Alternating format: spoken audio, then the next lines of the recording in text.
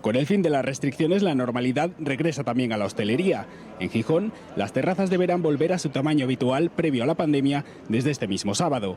Esperamos que en el BOPA se eliminen las restricciones de distancia de mesas en terraza, con lo cual volvemos a la normalidad, es decir, a la situación de antes de la pandemia. La ordenanza de terrazas es clara y volvemos a la legalidad que nos tenemos marcada. Áviles y Langreo optan por la prudencia y esperarán a tomar una decisión definitiva sobre esta cuestión tras el anuncio que haga mañana el Principado.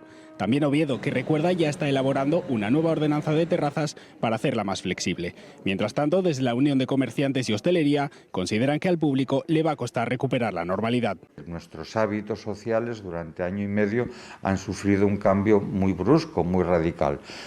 Yo creo que eso sí va a tardar un poco más en normalizarse, en volver a utilizar, si vale la expresión, hábitos que antes eran absolutamente normales, ¿no?, en cuanto a contacto, a relaciones sociales. En Siero, la ampliación de terrazas como esta seguirá permitida hasta el 31 de diciembre, aunque la intención del Ayuntamiento es prorrogar esta medida más allá de esa fecha, una decisión que agradecen los hosteleros. Vamos a ver cómo se va manteniendo toda esta situación y sí que pues todo lo que sea beneficiar y que podamos seguir trabajando, pues estaríamos agradecidos.